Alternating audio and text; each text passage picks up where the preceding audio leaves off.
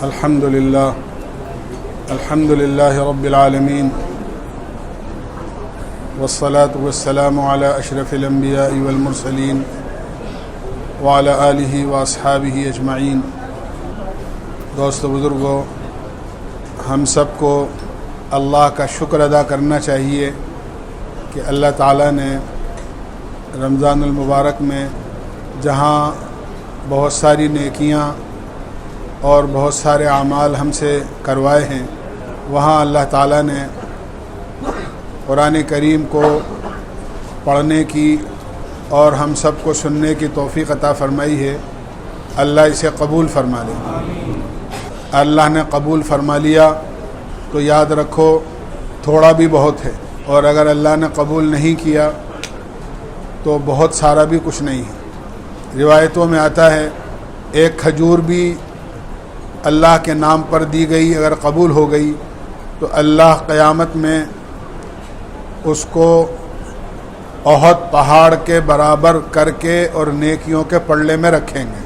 آدمی قیامت میں اپنے اعمال نامے میں دیکھے گا کہ ایک بہت بڑی نیکی ہے، اور جب وہ اللہ تعالیٰ سے کہے گا کہ اتنی بڑی نیکی میں نے تو کبھی دنیا میں کی نہیں، اللہ تعالیٰ فرمائیں گے تو نے ہمارے نام پر ہمیں راضی کرنے کے لیے ایک کھجور دی تھی، ہم نے اس کو قبول فرمایا اور قبول کر کے اس کی ایسی پرورش کری جیسے تم اپنے بچے کی پرورش کرتے ہو اور تمہارا بچہ بڑا ہوتا ہے، بالکل اس طرح ہم نے اس کو بڑھایا اور بڑھاتے بڑھاتے اور پہاڑ کے برابر بنا کر آج تمہیں پیش کیا ہے، اور اس کا بدلہ تمہیں اسی مقدار کے اندر ملے گا۔ حضرت ابراہیم علیہ السلام اور حضرت اسماعیل علیہ السلام اللہ کا گھر بنا رہے تھے، جب اس کی دیواریں بلند ہونے لگیں، وَإِذْ يَرْفَعُ إِبْرَاهِيمُ الْقَوَاعِدَ مِنَ الْبَيْتِ وَإِسْمَاعِيلُ رَبَّنَا تَقَبَّلْ مِنَّا إِنَّكَ أَنْتَ السَّمِيعُ الْعَلِيمُ۔ اللہ سے دعا بھی کر رہے تھے، اے اللہ تو ہماری اس خدمت کو قبول فرما لے۔ اس لیے اگر قبول ہو گیا تو انشاءاللہ یقیناً ہمارے مغفرت کے فیصلے ہو جائیں گے۔ اس لیے اللہ سے قبولیت کی فکر بھی ہونی چاہیے اور دعا بھی مانگنی چاہیے۔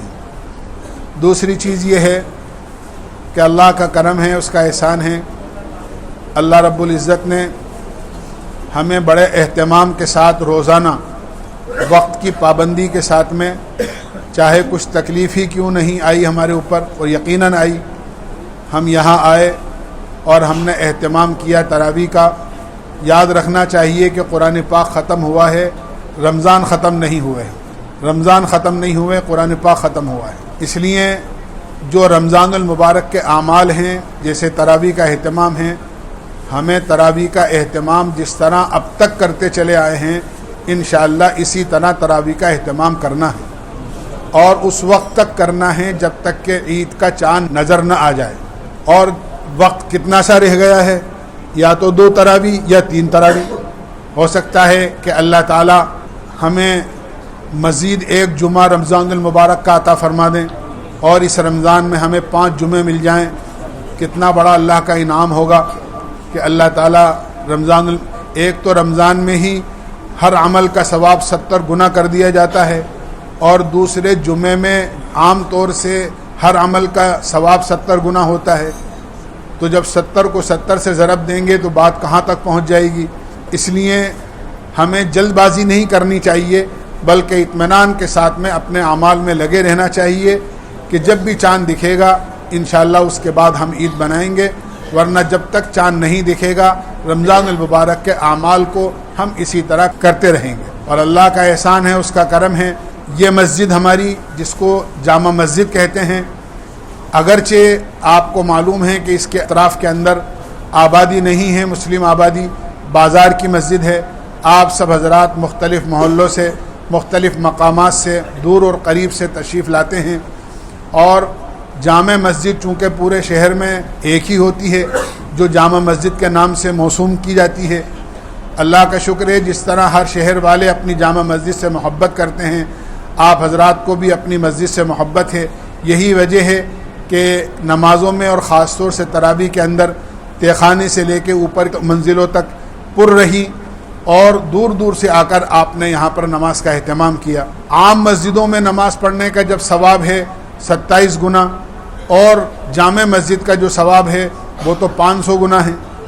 حالانکہ بہت سے حضرات یہ کہتے ہیں کہ جمعے کی نماز کا ثواب ہے جامع مسجد میں 500 گنا، ہر نماز کا نہیں ہے، لیکن فضائل کے اندر جہاں یہ حدیث لکھی ہوئی ہے وہاں جمعے کا یا عام نمازوں کا کوئی فرق نہیں لکھا ہوا ہے۔ اس طرح ترتیب اللہ کے نبی علیہ الصلاۃ نے بیان فرمائی ہے کہ بیت اللہ میں نماز پڑھنے کا ثواب 1,00,000 نمازوں کے برابر ہے۔ مسجد نبوی میں نماز پڑھنے کا ثواب بھی 50,000 نمازوں کے برابر ہے۔ بیت المقدس کے اندر ایک روایت کے مطابق 50 اور ایک روایت کے مطابق 25,000 نمازوں کا ثواب ہے۔ اپنے محلے کی مسجد میں نماز پڑھنے کا ثواب 25 یا 27 گنا ہے، اور جامع مسجد میں نماز پڑھنے کا ثواب 500 گنا ہے۔ وہاں کوئی جمعے کا اور عام نمازوں کا تذکرہ نہیں ہے۔ ہم کیوں اللہ کی دین کے اندر کمی کریں؟ کیا ہمیں اپنی جیب سے دینا ہوگا؟ اللہ اپنے خزانے سے دینے کو تیار ہے، اور جب دینے والا دے رہا ہے تو ہم کیوں اس کے اندر کمی کریں کہ جمعے کو ملے گا اور عام نمازوں میں نہیں ملے گا؟ لہذا ہم تو یہی بات کہتے ہیں اور اسی بات سے اتفاق کرتے ہیں کہ جس طرح جمعے کے اندر جامع مسجد میں 500 نمازوں کا ثواب ملتا ہے، کوئی بھی نماز کسی بھی وقت کی اگر پڑھی جائے جامع مسجد میں تو اس کو 500 گنا یقیناً ثواب ملے گا۔ آپ حضرات نے اہتمام کے ساتھ میں یہاں نماز پڑھی ہے، آئندہ بھی آپ حضرات اسی طرح انشاءاللہ اس مسجد سے محبت رکھتے ہیں اور پڑھتے رہیں گے، یہاں آئیں گے تو ثواب بھی زیادہ ہوگا اور اس مسجد کی انشاءاللہ آبادی بھی ہوگی۔ جس طرح میں نے عرض کیا، یہ کوئی محلے کی مسجد نہیں ہے۔ آپ کو معلوم ہے کہ اطراف کے اندر کوئی مسلم بستی نہیں ہے، بازار کے آپ حضرات بازار میں آتے ہیں، آپ یہ لوگ نماز پڑھتے ہیں۔ فجر کی نماز میں بھی بہت سارے لوگ جامع مسجد کی عقیدت کے اندر محلہ بساتیان سے 2-4 حضرات آتے ہیں، اسی طرح رحمانیہ سے 2-4 حضرات آتے ہیں، ایک صف ہو جاتی ہے۔ میں آپ سے عرض کرتا ہوں کہ جس طرح آپ اپنی مسجد کو آباد کرتے ہیں، آپ اس مسجد کو بھی 5 وقت کی نماز کے اندر آباد رکھنے کا اہتمام کریں۔ دیکھو، میں ہمیشہ عرض کرتا ہوں، پہلے بھی میں نے عرض کیا ہے کہ ہم رحمان کے بندے ہیں، رمضان کے بندے نہیں ہیں۔ ایسا نہیں ہے کہ بندگی اس وقت تک جب تک رمضان ہے، رمضان گیا تو بندگی ختم، نماز ختم، مسجدوں کی آبادی ختم، ایسا نہیں ہونا چاہیے۔ ہم رحمان کے بندے ہیں، رحمان ہمیشہ سے ہے اور رحمان ہمیشہ رہے گا۔ کل من علیہا فان ویبقى وجہ ربک ذو الجلال والاکرام، ہر چیز فنا ہو جائے گی، اللہ کی ذات ہمیشہ باقی رہے گی۔ ہم اللہ کے بندے ہیں، اللہ تعالی ہمیشہ سے ہے، ہمیشہ رہے گا، لہذا ہمیں رمضان کے جانے پر اپنی عبادت کو چھوڑ نہیں دینا ہے، بلکہ جس طرح رمضان المبارک میں اہتمام کے ساتھ اللہ کی عبادت اور اس کی بندگی کرتے چلے آئے ہیں، انشاءاللہ اسی طرح اللہ کی بندگی کا اہتمام اور نمازوں کا اہتمام اور عبادت کا اہتمام انشاءاللہ ہمیں کرتے رہنا ہے۔ جس طرح اللہ کی نافرمانیوں سے ہم رمضان میں بچے ہیں، انشاءاللہ رمضان کے بعد بھی ہمیں اللہ کی نافرمانیوں سے بچنا ہے۔ کہیں ایسا نہ ہو کہ رمضان میں سر پر ٹوپی تھی، بدن پر کرتا پاجامہ تھا، عید کا چاند دکھتے ہی سر کی ٹوپی بھی اتر گئی اور کرتا پاجامہ اتر کر دوسرا لباس آ گیا۔ جو قرآن پڑھتے اور سنتے تھے اور مسجدوں کے اندر باقاعدہ تسبیح ان کے ہاتھ میں رہتی تھی، اب ان کے محلے میں باقاعدہ ڈیگ بج رہا ہے اور بلند آوازیں ہو رہی ہیں اور ایک شور مچ رہا ہے، نہ کسی بیمار کا خیال ہے اور نہ کسی پریشان حال کا خیال ہے، نہ کسی پڑوسی کا خیال ہے۔ ایسا ہرگز نہیں ہونا چاہیے۔ ہمارے محلے میں یہ چیز عام طور سے دیکھی جاتی ہے کہ وہ عید کی خوشی کے اندر ایسے آپے سے باہر ہو جاتے ہیں کہ وہ محلوں کے اندر چوراہوں پر بڑی بڑی پانی پینے کی وہ چاہے وہ سبیل لگائیں، ایک نام ہوتا ہے، بڑے بڑے ڈیگ رکھے جاتے ہیں، ریکارڈنگ ہوتی ہے اور ادھر ادھر کی آوازیں بلند ہوتی ہیں۔ ہرگز ہمیں ایسا کام نہیں کرنا چاہیے جس سے آپ کا پیسہ ضائع ہو اور دوسرے کو تکلیف ہو۔ دوسری چیز مجھے یہ عرض کرنی ہے، رمضان المبارک کے شروع سے لے کے اب تک، آئندہ بھی انشاءاللہ جب تک رمضان ہے، روزانہ کچھ نہ کچھ تراویح کے بعد کہنا سننا ہوتا ہے اور ہوتا رہا ہے اور انشاءاللہ ہوتا رہے گا۔ جو کچھ باتیں یہاں آپ حضرات نے سنی ہیں، ہمیں ان پر عمل کرنا ہے۔ دو چیزیں ہوتی ہیں، ایک تو یہ ہوتا ہے کہ بھئی سنا اور یہیں سنا اور یہیں پلہ جھاڑ کر چلے گئے، ایسا ہرگز نہیں ہونا چاہیے۔ اللہ کے ہاں یہ سننا بھی پکڑ کا سبب بنے گا اگر ہم نے عمل کی نیت نہیں کی. ہم عمل کی نیت کریں کہ انشاءاللہ جو کچھ سنا ہے انشاءاللہ اس پر عمل کریں گے. اسی طرح بعض لوگ بہت سارے ایسے ہوتے ہیں جو یہاں سننے کے بعد میں خود مفتی بن جاتے ہیں کہ وہ پھر یہ سوچتے ہیں کہ بھئی ہم یہ مسئلہ سن کر آئے ہیں, یہ بات سن کر آئے ہیں, پھر وہ یہ کہتے ہیں کہ تمہیں کچھ پتہ نہیں ہے, ہمیں سب پتہ ہے, ہم وہاں جانتے. ایسا نہیں ہے. آپ اپنی ذات پر عمل کر سکتے ہیں, لیکن اگر کوئی بات ایسی آئے تو آپ ان سے کہیں کہ ہم نے اس طرح سنا ہے, آپ علماء سے معلوم کر لیں اور علماء آپ کو اپنی بات کے بارے میں جو جواب دیں آپ اس پر عمل کریں. آدمی کو کبھی بھی مفتی نہیں بننا چاہیے کہ بھئی کوئی بات ایک پلے پڑ گئی. جیسے مثال مشہور ہے کہ کسی کو اگر وہ ہلدی کی گانٹھ مل گئی تو وہ سمجھتا ہے کہ میں تو پورا پنساری بن گیا. ایسا نہیں ہونا چاہیے. ایک بات اگر کوئی ہمارے پلے پڑ گئی, نہ معلوم کون سے موقع کی کیا بات ہے. بہت سارے لوگ ایسے ہوتے ہیں جن کو الگ الگ موقعوں پر الگ الگ بات کہی جاتی ہے. اللہ کے نبی علیہ الصلاۃ والسلام کے پاس میں ایک شخص آیا. اللہ کے نبی سب سے افضل عمل کون سا ہے؟ اللہ کے نبی علیہ الصلاۃ والسلام نے فرمایا نماز کا اہتمام. پھر کچھ دنوں کے بعد صحابہ نے دیکھا کہ ایک آدمی نے آ کر پوچھا اللہ کے نبی سب سے افضل عمل کون سا ہے؟ آپ نے فرمایا ماں باپ کی خدمت کرنا. پھر کسی موقع پر ایک آدمی آیا, اللہ کے نبی سے پوچھا اللہ کے نبی سب سے افضل عمل کون سا ہے؟ اللہ کے نبی علیہ السلام نے فرمایا اللہ کی یاد, اللہ کا ذکر سب سے بڑا عمل ہے. صحابہ حیران ہو گئے. ہر آدمی آ کر ایک سوال کرتا ہے, آپ جواب مختلف دیتے ہیں. پتہ یہ چلا جو آدمی نماز میں کوتاہی کرتا تھا آپ نے فرمایا تیرے لیے سب سے افضل عمل نماز ہے. ایک آدمی والدین کی خدمت میں کوتاہی کرتا تھا, آپ نے اس کو اس کے موقع کے اعتبار سے جواب دیا تیرے لیے والدین کی خدمت سب سے بڑا عمل ہے.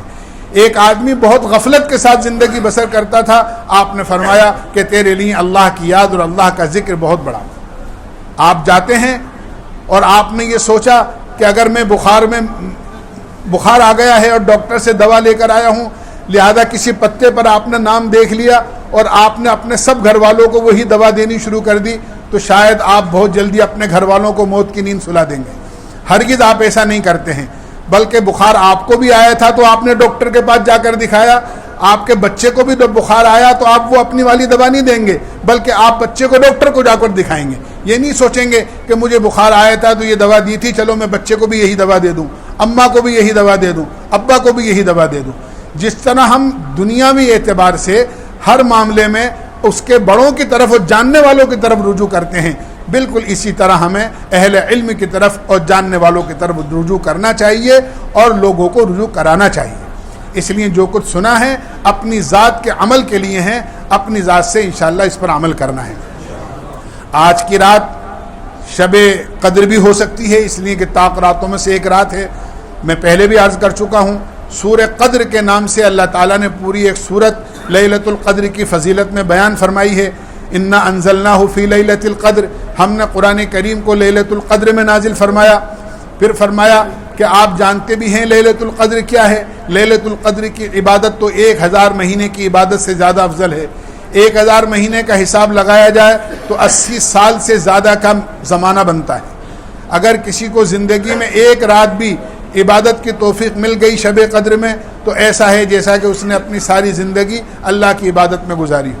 اس لیے جو بچی کچی آج کی رات ہے, ایک طاق رات اور آئے گی, ہم ان دونوں راتوں میں عبادت کا اہتمام کریں. جو بھی کر سکتے ہیں, ضروری نہیں ہے کہ پوری رات جاگیں, کچھ آرام بھی کر لیں اور جتنی اللہ توفیق دے نماز پڑھیں, دعا مانگیں, تلاوت کریں, اپنے گناہوں کی اللہ سے معافی مانگیں, پوری امت کے لیے خیر اور بھلائی کی اللہ سے دعا مانگیں. یقیناً اللہ شب قدر کے اندر دعاؤں کو قبول کرتا ہے. روایتوں میں آتا ہے اللہ تعالیٰ عرش کے اٹھانے والے فرشتوں کو بھی یہ کہتے ہیں کہ آج ایمان والے مرد یا ایمان والی عورتیں جو دعاؤں میں مشغول ہیں ان کی دعاؤں پر وہ فرشتے آمین کہیں. جبریل امین ایک بڑی جماعت کے ساتھ شب قدر میں زمین پر اترتے ہیں. تنزل الملائکۃ والروح فیہا, جبریل امین آتے ہیں, ایک بڑی جماعت فرشتوں کی آتی ہے اور انہیں اس بات کا حکم ہوتا ہے کہ آج کی رات میں پوری دنیا میں کہیں بھی جہاں جہاں شب قدر ہے ایمان والے نماز پڑھ رہے ہیں, دعا مانگ رہے ہیں, تلاوت کر رہے ہیں, ان کے پاس بیٹھیں اور ان کے دعاؤں پر آمین کہیں. جب ہم دعا مانگیں گے اور فرشتے ہماری دعاؤں پر آمین کہیں گے تو یقیناً اللہ کی ذات سے امید ہے اللہ ہماری دعاؤں کو ضرور قبول کرے. اس لیے ہمیں ضرور اس کا اہتمام کرنا ہے. اللہ تعالی ہمیں سب کو عمل کی توفیق نصیب فرمائے. وآخر دعوانا الحمدللہ رب العالمین. سبحان اللہ بحمدہ سبحانک اللہم وبحمدک ونشہد ان لا الہ الا انت نستغفرک. صلی اللہ تعالی علی خیر.